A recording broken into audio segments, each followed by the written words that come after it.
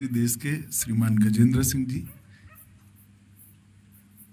BSF के DGP Shri Pankaj Singh ji, भाई जामवाल जी, घूमर जी, उपस्थित सभी, पूरे देश को जिनकी बहादुरी पर, त्याग और समर्पण पर गर्व है, ऐसे सीमा सुरक्षा बल के मेरे जवान भाइयों और बहनों, आज मैं यहाँ आप लोगों के बीच में भारत पाकिस्तान सीमा पर चौकी पर एक रात रहने के लिए आया हूँ। दरअसल एक प्रयास है कि आपकी कठिनाई भरी जिंदगी जो है उसको समझकर इसमें से कुछ कठिनाइयों को कैसे कम किया जा सकता है, इसका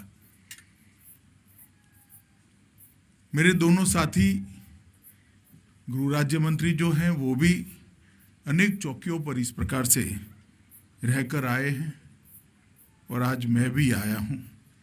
आज यहाँ पर ऐसी चौकी पर आया हूं जिसका बहुत सुवर्णमय अक्षरों में भारत के सीमा की सुरक्षा में इतिहास में नाम लिखा है। ये रोहितास चौकी पर मैं आया हूं। यहाँ से थोड़े दूर ही दोनों युद्ध में पाकिस्तान के साथ जब भिड़ंत हुई तब सेना के साथ मिलकर बीएसएफ के जवानों ने वीरता का परिचय दिया। जब मैं मातेश्वरी तनोट राय मंदिर में गया, माँ के आशीर्वाद लिए, गोले भी देखे और उस वक्त जवानों ने जो वीरता का परिचय दिया था उसके बारे में वहां पर मुझे अधिकारियों ने बताया भी। जब माँ के मंदिर में माँ से प्रार्थना कर रहा था तब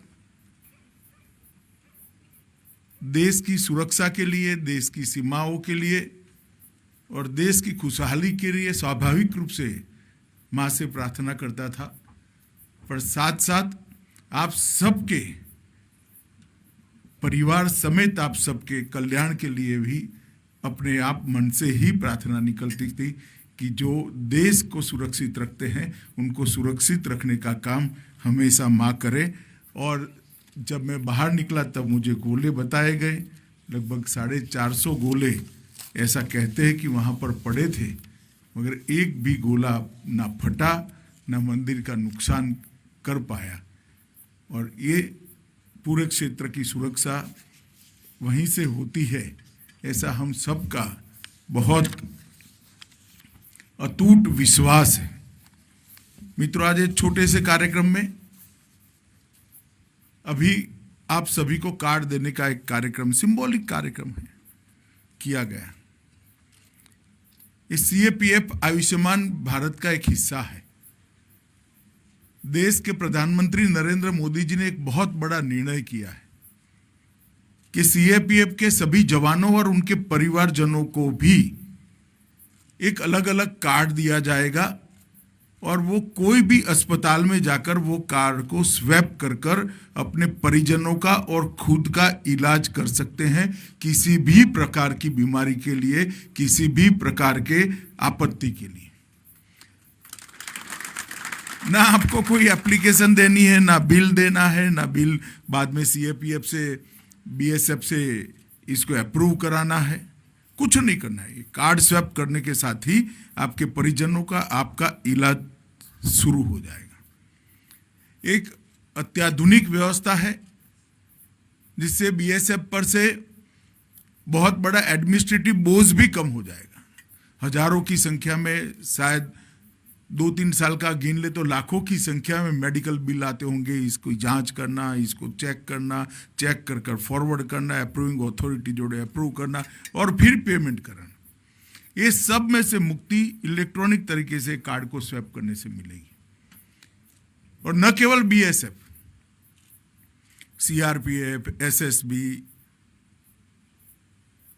Assam rifle, Indo Tibetan police, अब सब सीएपी में सभी परिवार और उनके परिजनों के लिए ये व्यवस्था भारतीय जनता पार्टी की नरेंद्र मोदी सरकार ने की है, हमारे देश के प्रधानमंत्री ने की है। और इसके पीछे एक छोटा सा ही संवेदनशील संदेश है कि जो जवान देश की सीमाओं की सुरक्षा करते हैं, कई जगह पर -40 डिग्री टेम्परेचर होता है, कई जगह 50 डिग्री टेम्परेचर होता है। ये भी ऐसी सीमा है जहां 0 डिग्री से 50 डिग्री टेम्परेचर का वेरिएशन एक साल के अंदर देखने को मिलता है, और वहां जवान अपनी पूरी जवानी लगाकर मातृभूमि की सेवा करता है। तो उसके परिवार की और उसके स्वास्थ्य की चिंता वो जवान के कंधे पर न रहे, इसके दिल और दिमाग पर बोझ न रहे। वो भले यहाँ सेवा कर रहा है, अपने परिवार को वो कार्ड दे देगा तो घर में बूढ़े माँ बाप को हो या बच्चे को हो, किसी को भी बीमारी आएगी तो तुरंत ही कार्ड स्वैप कर कर आपकी उपस्थिति के बगैर इसका इलाज हो। इस प्रकार की व्यवस्था बहुत अच्छे तरीके से की गई है। और इसके साथ साथ हाउसिंग सेटिस्फेक्शन रेशियो को भी हम इम्प्रूव करने के लिए प्रयास कर रहे हैं। मुझे भरोसा है 2024 तक इसमें हम काफ़ी सुधार कर लेंगे, और कम से कम एक साल के अंदर 100 दिन जवान अपने परिवार के साथ रह पाए, इस प्रकार की व्यवस्था भी हम अब साइंटिफिक तरीके से करने जा रहे हैं। इसके पीछे उद्देश्य एक ही है कि जो जवान अपने जीवन का सुवर्णमय समय देश को समर्पित करते हैं, उनके परिजनों की, उनके परिवार की, उनकी हर प्रकार की चिंता करना सरकार की फर्ज है और ये सर्वप्रथम दायित्व है। 50,000 लोगों का अभी रिक्रूटमेंट हो चुका है। ट्रेनिंग होने के बाद तुरंत ही और साइमल्टेनियसली चालू किया, मगर ट्रेनिंग में जाते जाते और 1 लाख लोगों का रिक्रूटमेंट चालू होगा, तो मुझे लगता है कि हम ये रेशियो को पहुंच जाएंगे।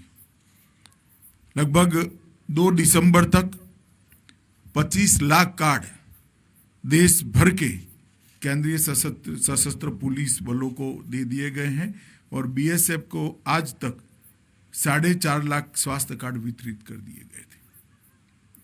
मुझे भरोसा है कि फरवरी अंत तक सभी लोगों को अपने परिवारजनों समेत सभी कार्ड देने का हम लक्ष्य पूरा कर पाएंगे। मित्रों, ये ऐसी पोस्ट है जहां सेना और बीएसएफ के जवानों ने वीरता की अनेक माइलस्टोन स्थापित किए हैं, जिसको पार करना बहुत कठिन होगा। और उस वक्त लौंगोवाल पोस्ट पर ये लड़ाई न लड़ी गई होती तो युद्ध का परिणाम कुछ अलग होता। जिस जज्बे के साथ, जिस बलिदान की भावना के साथ और जिस देशभक्ति की उच्चतम शिखर का परिचय देते हुए उस दिन जवानों ने जो लड़ाई लड़ी, वो आज भी हम सब के लिए प्रेरणा के पात्र हैं। बहुत कठिन पोस्ट है। दरकते हुए रेत के टीले में खुद देखकर आया हूं। कई बार तो मैंने प्रेजेंटेशन में देखा कि पूरी की पूरी फेंसिंग के ऊपर रेत का टीला आ जाता है। जब रेत चली जाती है तो फेंसिंग बिल्कुल टेढ़ी हो जाती है, कहीं से टूट जाती है। अनेक प्रकार की कठिनाइयों का आप सामना कर रहे हैं। आपको कई बार लगता भी होगा, जब थकान होती है, कुछ ऐसी घटनाएं होती है, तो विचार आता होगा कि बीएसएफ की नौकरी क्यों की। मगर एक बात मैं जरूर आपको बताना चाहता हूं, मेरे समेत, देश के गृह मंत्री समेत देश के 130 करोड़ लोग रात को चैन की नींद सोते हैं, क्योंकि उनको आप पर भरोसा है कि आप सीमा की सुरक्षा करें। और ये भरोसे के जज्बा आप नहीं एहसास कर पाओगे, ये हम एहसास कर। कोई भी समाचार आता है कंट्रोल रूम से तो तुरंत मन में होता है कि नहीं, ठीक है, बीएसएफ का जवान है, सीआरपीएफ का जवान वहां खड़ा है, कोई चिंता का कारण नहीं, वो लोग संभालेंगे। कोई भी बॉर्डर हो, हमारे सीएपीएफ के जवानों ने जिस मुस्तैदी के साथ मोर्चा बांध कर रखा है, मैं मानता हूं कि देश की आंतरिक सुरक्षा में और आंतरिक सुरक्षा को मजबूत करने के लिए इससे बड़ा प्रदान किसी का नहीं हो सकता, जो मेरे सीएपीएफ के जवान का है, जो मेरे बीएसएफ के जवान का है।